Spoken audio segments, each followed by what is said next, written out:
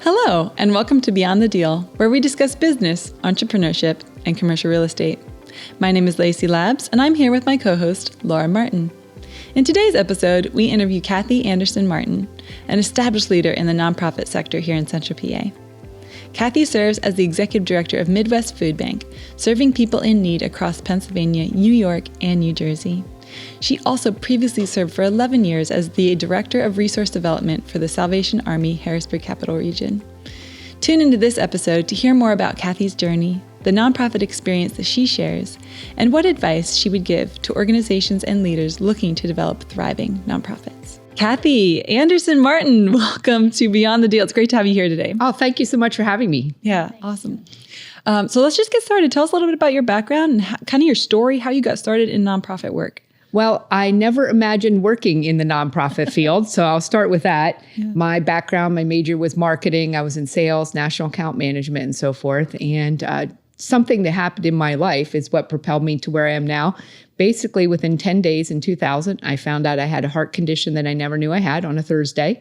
We got the call to adopt our daughter on Tuesday. We were on that list. And when they call you, whether it's next week or next year.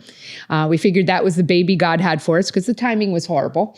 And got our daughter, Elizabeth. She was great. A week later, our perfect baby was rushed to the hospital, diagnosed with the same heart condition I had been diagnosed with 10 days before, a congenital condition I never knew I had. And there's a whole lot to that. But I share that because that just changed our life. I had my job wired that when I did adopt, we were all good to go. But that changed everything. So I had open heart surgery. Her daughter's health deteriorated. She had open heart surgery at age 2. So I share that because that was a pivotal life-changing moment. And that's why I ended up in the nonprofit, because a friend during that time said, hey, you want to do our development stuff? And I was like, I don't even know what that is. And here I am 20 years later. So that's why I'm in the nonprofit. Did you start it?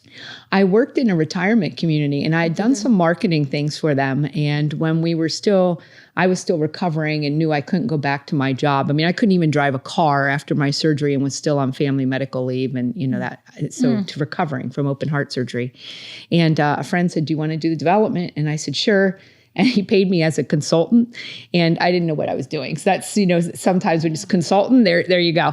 But he said, do what you know how to do. And that was what I did with this retirement community, raising money, which turns out that's what development is, raising money for a nonprofit to help them with their benevolent care needs at the facility. So, and I thought this is just temporary until we get back on our feet. But, I just didn't realize the skill sets were the same as in sales and marketing. Yeah. But never imagined it. Yeah. Well, I think it takes a special skill set to do development. Yes, but it's also, it's all about relationships. So sales and so forth are about relationships. I mean, at first when I started, I'm like, this is different.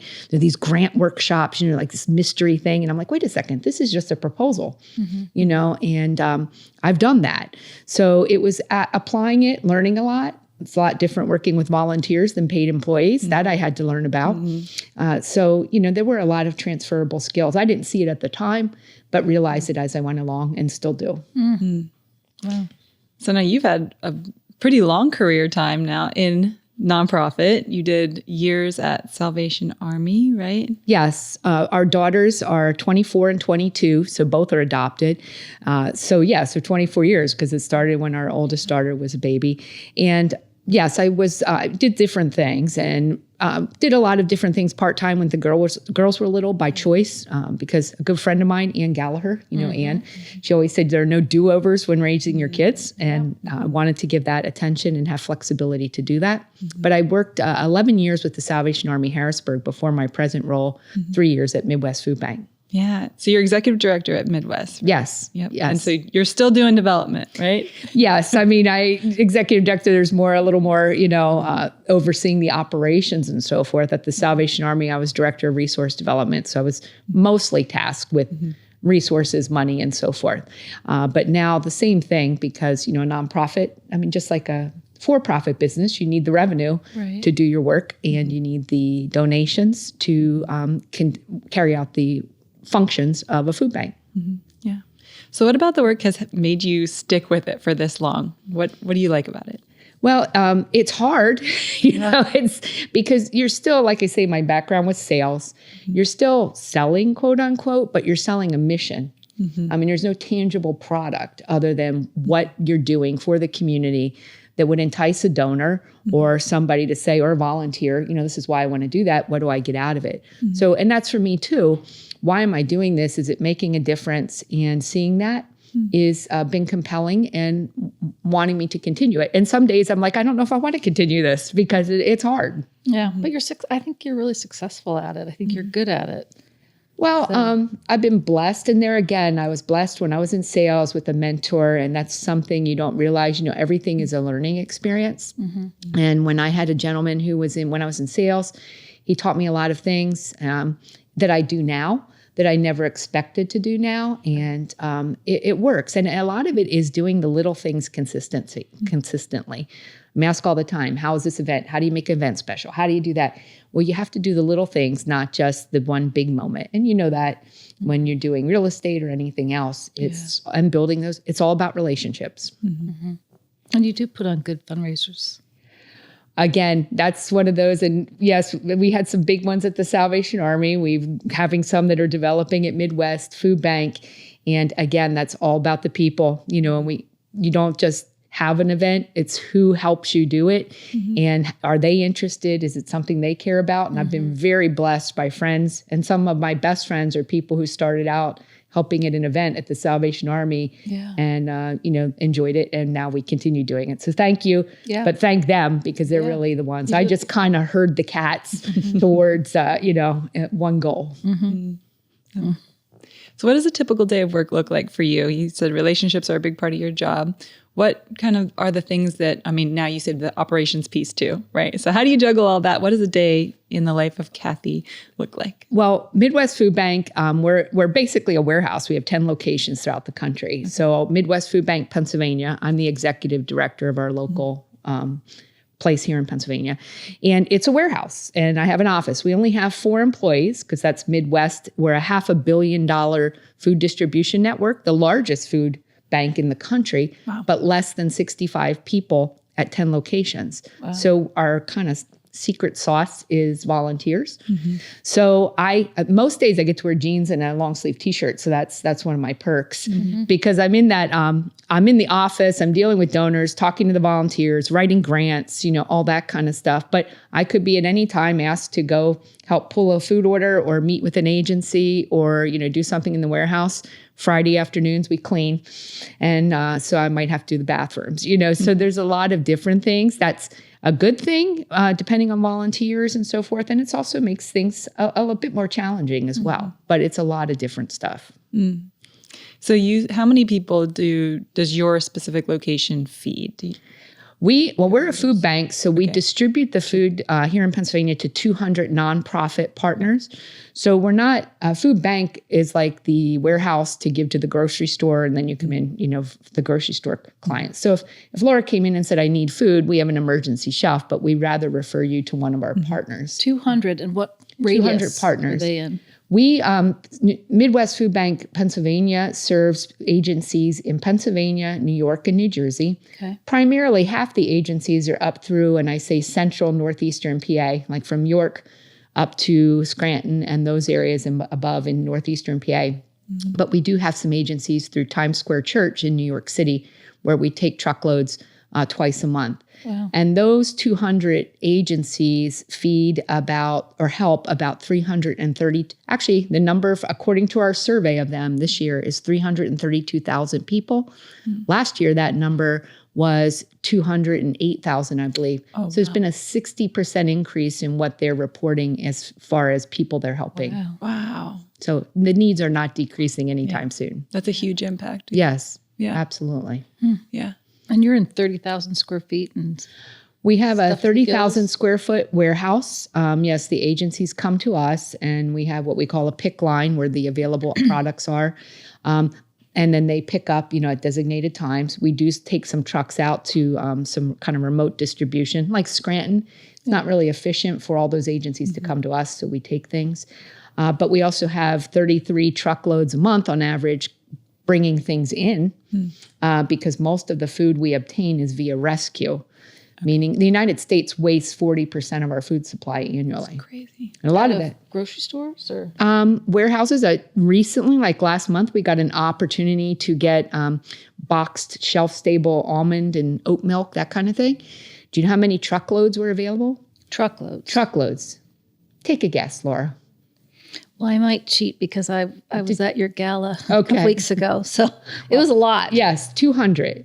Truckloads. Because of a labeling issue. So they were going to be trashed. Wow. We got them, but that happens all the time. And it's not that the manufacturers are not being good stewards of what they're doing. Some of it's seasonal labeling. They couldn't sell it. The grocery store doesn't have capacity. Mm-hmm. It isn't that the people are trying to price gouge. I mean, they're all trying to survive as well. Mm-hmm. And, so we get those calls. We're constantly looking for that. But there are two benefits. That food's going to people in need. And it's not going to a landfill. Mm-hmm. So all good all the way around. 200 truckloads. 200 truckloads. We got a call recently. We were eating lunch, 40,000 pounds of pasta in 1,000 pound boxes. And it was noon, we're eating lunch, and we had to be in New Jersey by 5 o'clock to pick it up or it was going to be trashed because it was considered seconds. I don't know why that is, but we did it and got it. And now volunteers are happily repackaging that into bags for so it comes in like a huge... It comes in they call it a Gaylord, a giant box, 1,000 pounds of macaroni in a bag or egg noodles or what have you. And then volunteers repackage it so it can go out to people versus, again, to a landfill. Wow. So do you have any statistics on how many pounds of food you guys handle in a year or anything like that? this year, the pounds I have, I mean, it fluctuates all the time, but we're giving out, this year we're on track to give out about $24 million worth of food from our warehouse. And again, it's based on, the value depends on the product. Right now, we're also sending a good bit down to the Southeast because of the hurricanes. Midwest is a large emergency disaster provider, mostly with the Salvation Army. But even from our Pennsylvania warehouse, there have been box trucks and 2 tractor trailers of drinks went out, going down to people mostly from Pennsylvania, North Carolina, and Tennessee. Wow. So there's a lot of needs locally and, of course, beyond. Amazing. So you find out about needs through these agency partners. Yes, the agencies come. They have an agreement with us. We do an onboarding and so forth. A big differentiator with Midwest versus a lot of food banks, and people don't realize this, all of our food is free of charge to the agencies. Most food banks charge the agencies. And we are also independent and faith-based.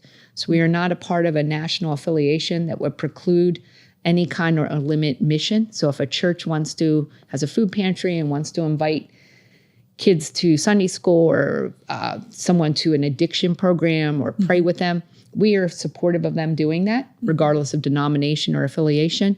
But again, a lot of government programs limit that. And we just don't think that's right. So it's a philosophical thing that we don't participate so that our agencies can fully execute their missions, which goes beyond food. Yeah, sure. So when you're getting the food, are you having to buy it? We prefer not to buy it. There again, a lot of food banks buy it because they receive so much government money that it's a foregone conclusion that they would buy it.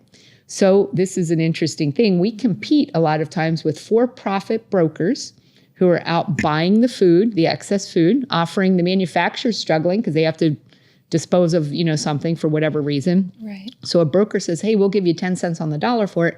And then probably 3, 4, 5 times a day, those brokers say to me, hey, would you like to buy this? Now, a lot of food banks do buy it. We prefer to rescue because it's a much better ROI and efficiency. Because I could buy a truckload of canned goods for $30,000.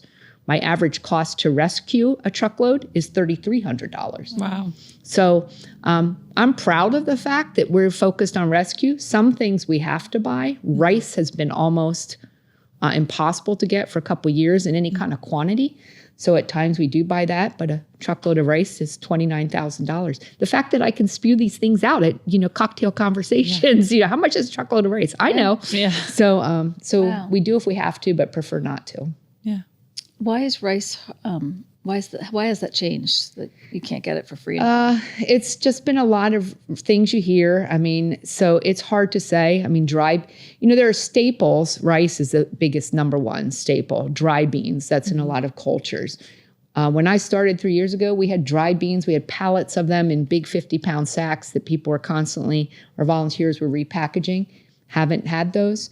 Rice, there's demand. There were some, apparently, and these are things we hear, India stopped exporting rice because of needs within their own community. Okay. Again, there's a commodities and supply and demand is a challenge. We all know about inflation and, challenges with the grocery store.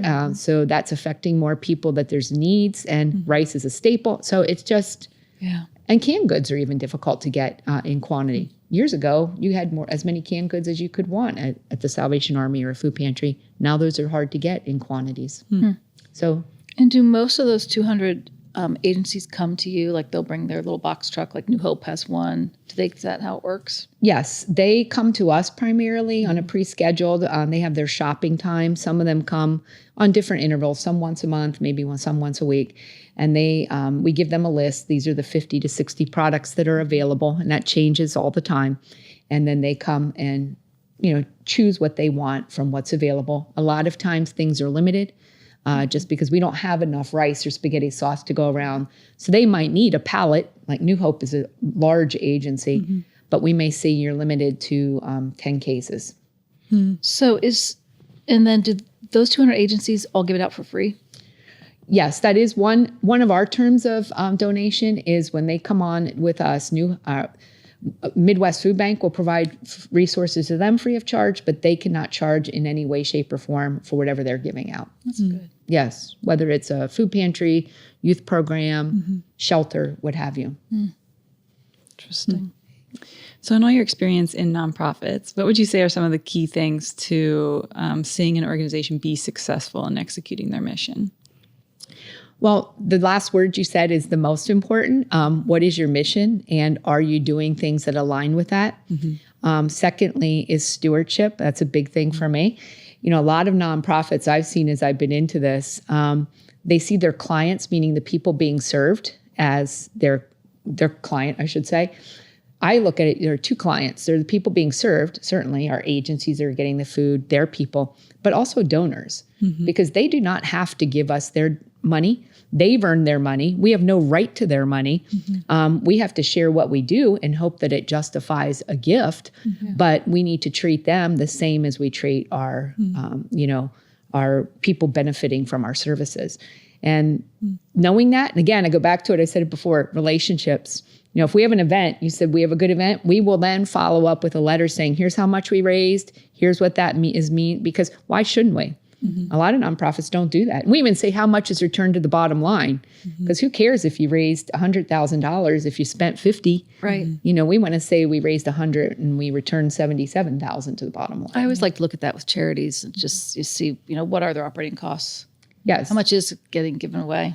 Our operating cost at Midwest is 99 cents of every dollar goes back to the bottom, or every donated dollar goes back to. When you only have 4 employees to raise your money and bring in 33 trucks, send out $24 million worth of food. Yeah.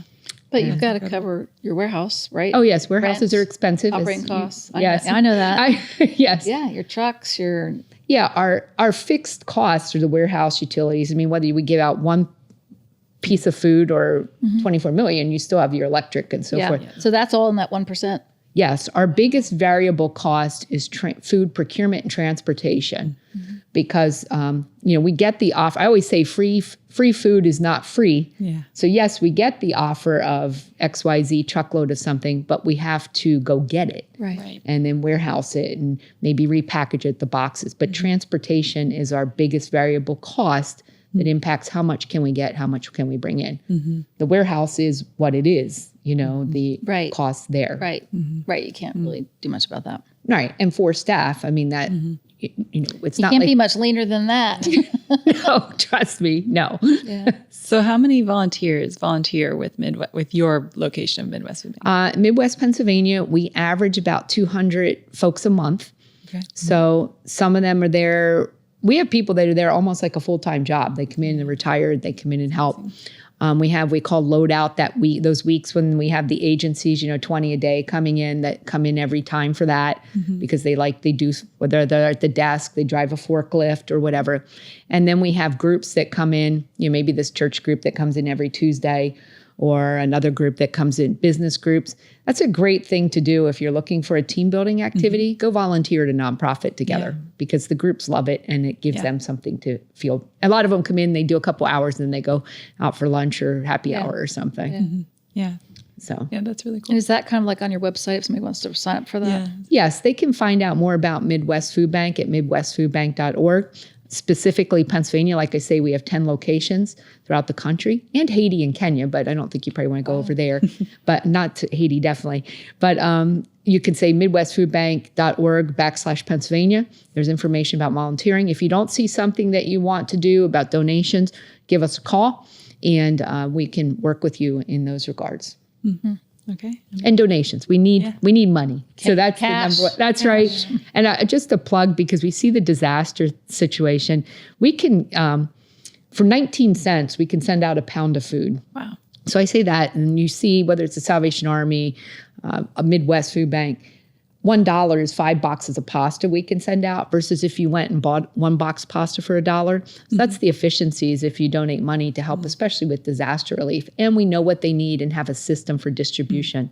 Someone recently said, we collected all this stuff. Now we have no trucks. We don't know where to send it. And I was kind of like, well, you probably should have thought that through a little better before you collected a truckload of stuff. Right. So, right. Tell where to go. Right. So, we love people doing food drives. That's great. But it is for and I'm not just talking Midwest, any food charity or so forth, the cash allows us to extend it based on how we operate. You can get a lot more people fed for the same dollar. So you think 19 cents for a pound of something versus what can you go buy for 19 cents? Right. Nothing. Right. And Air.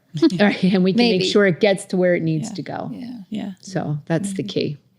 Amazing. So as the ED, what are your plans and goals for Midwest as you lead this organization? Well, Midwest Pennsylvania has been here for 4 years, so we're still like the smaller and on the upward trajectory versus we were founded in Illinois, so those are much more robust. 3-4 times our size. So our goal right now in the warehouse we're at is to distribute $30 million worth of food, which we're already close to that because we're on track this year for 24 plus.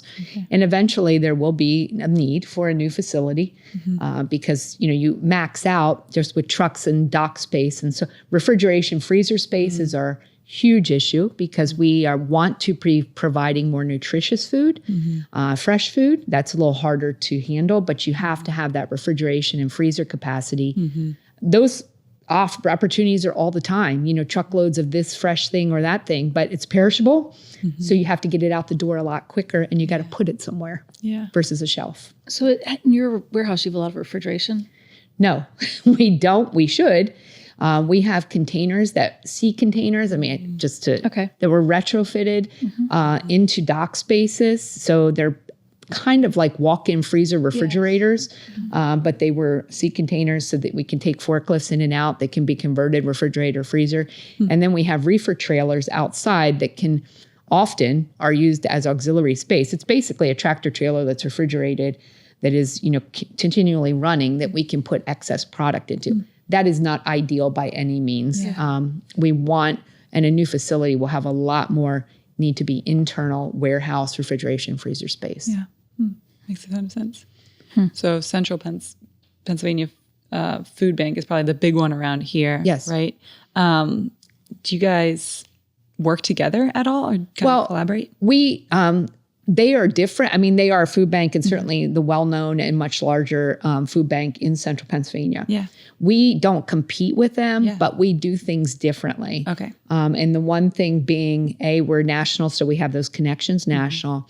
We're faith-based and don't participate in national affiliations, and the food is free.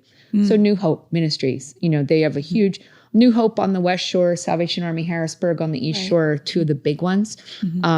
They will get food from New Hope, but they will then, because they're seeing so many more people, New Hope will get food from Central Pennsylvania, they will come to Midwest because they can get, what they get from us is free.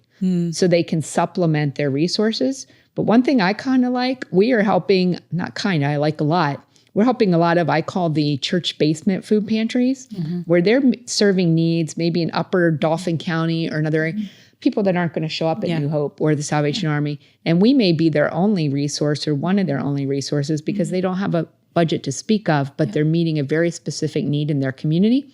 And while they're doing it, if they want to invite the people to church, we think that's a great idea. If they're Jewish family services and want to invite the people to the synagogue, we think they should do that because if you're hungry, you have a lot of other needs and for relationships and so forth. And the churches do that very well. Yeah.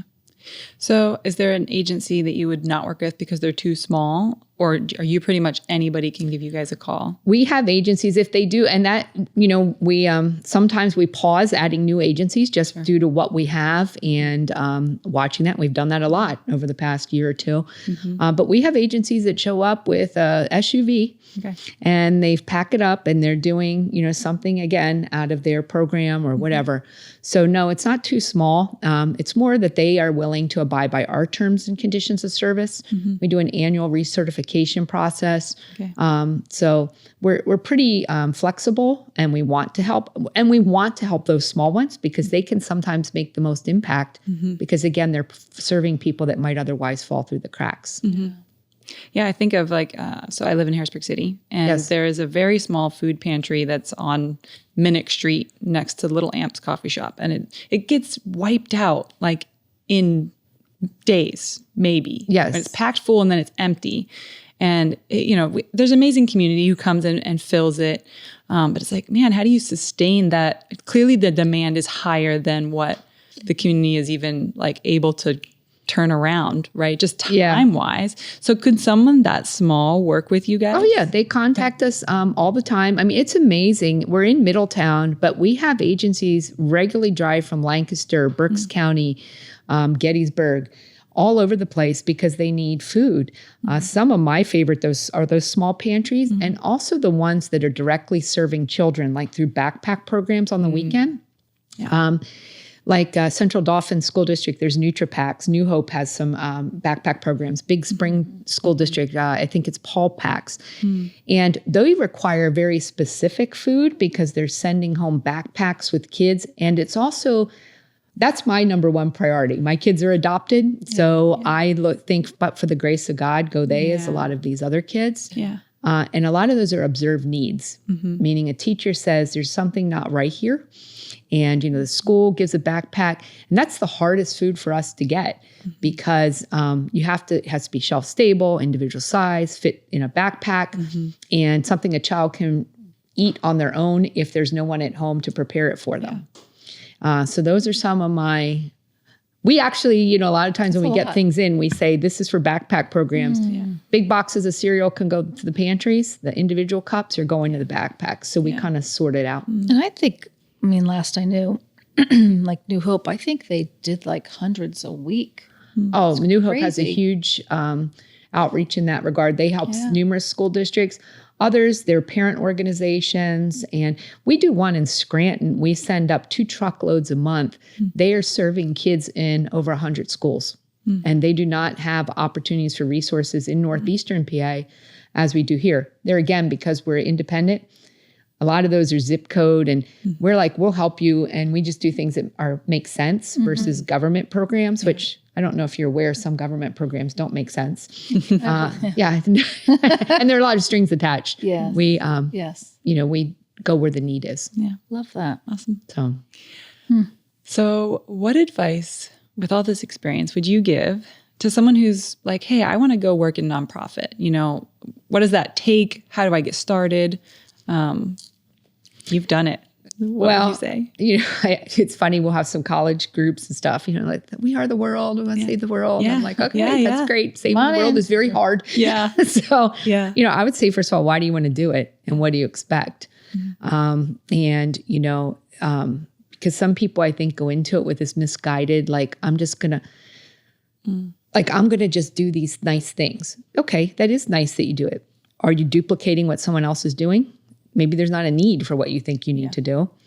And are you willing, there again, to justify or show to that donor? And I've had that happen because a lot of nonprofits will call me like, you've had this success. Well, did you tell the donors what you did? You asked for a grant once a year, you asked for this money. Have you told them all year round how that money is making a difference, what you did with it? Are you willing to take outcome? And a lot of people, that's where the disconnect. They want to help people, but they don't want to write it down and show how they help people. And you kind of have to be aware that's part. And whether you like it or not, money drives what you can do. Yeah. It's all about resources. And if you're not willing or don't know someone who can work on getting the resources, it's just not going to work. Yeah. So they need to do storytelling.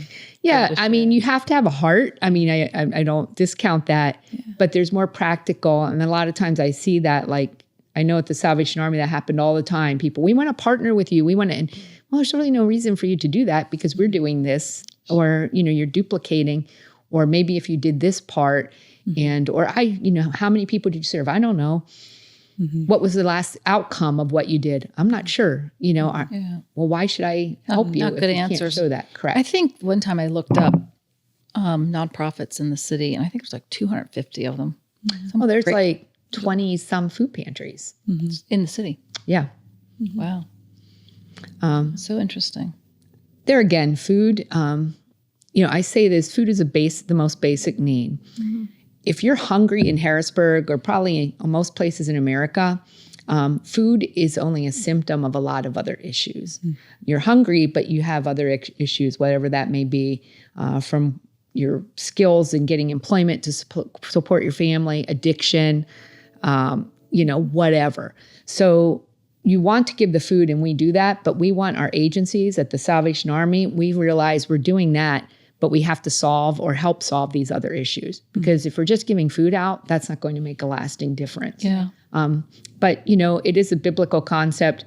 Christ, throughout the Bible, food is mentioned hundreds and hundreds of times because even Jesus used food to work with people and talk to people because of their other needs. Right. So that's what we do. We're supplying a resource, and then we hope that those other organizations, whether it's an education program for kids in an after-school program or addiction counseling and so forth, to help them be able to feed themselves. Yeah. That's the ultimate goal. I think you're right too. I was on New Hope's board for 9 years, and you have to roll off, but they do so many amazing things on the West Shore and Salvation Army on the East Shore. I actually worked for New Hope. Oh, you did? Yeah, when the girls were little and I did that part-time stuff.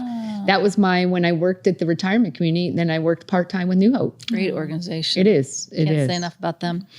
And so we're neighbors. Yes, we are. And so I've known you. Yes. We're totally opposite ends of a pretty big you see me, I walk a lot. Yes, so I walk. 10,000 steps. Yes, I'm on like day 750. It's unbelievable. Yes. Yeah, I want to shift a little. Amazing. I have a streak going. Because she is very motivational in so many areas. So I've been doing this, I'm calling it a food challenge, but that's not the right, it's a health challenge. Yeah. With her. And when I first started it, there were nights where I would come home, do some walking, go cook food because you have to eat for a certain time. I mean, it's very doable. Right. Rules. Healthy habits. And then I'd go back out to try to get to my 10,000 steps. It was torture. So I've kind of figured out I just walk in the dark a lot, but that's okay. But you've totally transformed your life. I have. 2018, there were 50 to 60 more pounds of me sitting here. Wow. And my friend, Patty Sibach, who owns Precision Training Concepts, looked at me and said, Kathy, you have to invest in your health. And I was like, that's actually, I never thought of it that way. An investment, like real estate, you pay over time for something with a payoff later. I always did like a diet and then would just go back to my regular habits. And I worked with a health coach who helped me who was all about incremental, sustainable choices. That's led to this Amber, who I love. She's out of Austin, Texas. Yes, she is. And she and I still work with her. And then now Patty, and myself, because of transformation. I mean, it changed my life, really. Energy, no medications, walking, all that stuff. We are doing something called Giving Wellness, which is 8-week health challenges within an app. Patty and Brian of Precision and Amber put content in, and you try to earn points for these healthy habits, because that's really what you have to do. You have to make lifestyle changes. And it's called Giving Wellness for yourself. And then a portion of the fee goes back to Midwest Food Bank to help 11 kids. So it's $99 for 8 weeks. You could not pay, you could not get what you're getting from Amber, Patty, and Brian for that, and the group within the group. And then 11 kids get weekend backpacks out of that 99 with the give back. So right now we've piloted it. We have I've heard it's 5 taken off. groups going with 115 people. So it's really targeted to businesses and groups because there's a camaraderie involved.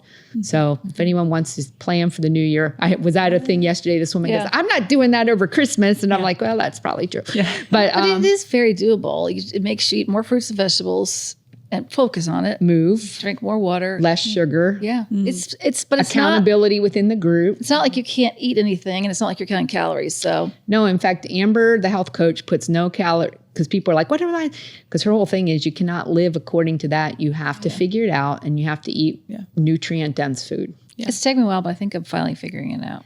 My husband's in it and my 22 and 24-year-old are doing it. And my 24-year-old the other day, I said, you want to stop for Starbucks? Because she's a Starbucks fiend. She goes, Mom, I haven't had Starbucks for 3 weeks because there's just too much sugar in what There I was. is. Which she was drinking like, I don't know, cookie dough mocha lapadoos, you know. They're and horrible. Yeah, now she's drinking protein coffee. She makes it home. I'm like, and you're saving money. Imagine that. I love it. Yeah. So Awesome. yeah, so that's a great thing. And we're going to be sharing that. One, it gets Midwest out there in a different way. But also it helps with nutrition beyond just people that are food insecure. Yeah. And those groups can start at any point. They can just They can. So far we have 4 business groups, and then you and I are just in a group I know of individuals. two. I probably know all of them, but I know of 2 off the top of my head, which is just amazing. Yes. Love it. And the business groups have paid for it for their employees to date. Yeah. So they paid the $99 for any employee that was interested. One of them is 40 some employees, and they're in 2 groups because it's about 20 to 20 because you interact. Yeah. And they look at it as they're self-insured. So it saves on insurance costs if their employees are healthier. Yep. So that's more what I say marketing it. That's what we're targeting. But a church group, a small group, there's always the healthy group in the first of the year. Yep. So I think the first of the year, we're going to have quite a few groups starting. We'll make sure and add those links to the bottom of the podcast. So Yes, check it out. givingwellness.org, Yeah. givingwellness.org. And Precision Training Concepts, if a business does it, they pay Precision Training Concepts, and then that comes back. They make a donation back with a percentage. So, it works. There aren't many weight loss and health programs that have an automatic give back to people that don't have enough food. We eat too much food. Yeah. Meanwhile, there's people that don't have enough. Yeah. I mean, it's just another one of your ideas that you've figured out with your. Well, it came about just as a fun. Amber's like, why don't you do? I was struggling, and she said, why don't you do a fun thing with challenge? I put on Facebook and 20 people, and she's like, this is amazing. And then we did another 20, and and then this business said, I'd like to do that, and for my employees. So it's one of those things. Again, you do it, and then you realize maybe we have something here, and so hopefully that's fun. Yeah, it's been good. Very cool. Yeah. Well, we have a closing question. We Okay. ask everybody the same question. Okay. So, if you could go back and start your career over, but keep all the knowledge and experience that you've had so far to date, is there anything that you would do differently? Yes. I think what I didn't realize, there was always, I wanted to do something different. And even still, some days I think, what do I want to be when I grow up? What I am now. Yeah. What I didn't appreciate then is that everything I did, I was learning something for what I was going to do next. So when I was in sales at times, I was like, I don't want to do this. And I had that mentor. I realized things I was learning, like relations and proposal writing and financial analysis and reading financial statements. And I might have complained about or, I use now. And that was something I learned. And at the time, and I have to tell myself that now, there are days I'm like, this is not worth it. But who knows how that's going to be used in 5 years from now, next year, 10 years from now. And, those are applications even with your kids and things like that. Running a nonprofit is no different than running your house and your family. It's about relationships. Yeah. So Awesome. And maybe I would have changed majors. I don't know. I'm a Penn State marketing major, and I don't know. I started out as accounting, so maybe that was okay that I switched to marketing. Yeah. All works out. All those skills do come in handy. That's right. All works out in the end. Right. Yeah. It's all part of it. Yeah. So it's about skill development versus what you're doing at the moment, and how's that going to set me up, and what am I learning for the future? Yeah. Well, you're full of tidbits, You think? encouragement. Uh-oh. No, it's good. It's good. It's all good. you encourage me and motivate me. Laura has spoken very highly of you. Oh, thank you. Again, I've been blessed to share a lot and, with experiences and some things to speak, on different subjects, things that are totally unrelated. So again, that's a blessing and something I didn't see come out of it, even something like this.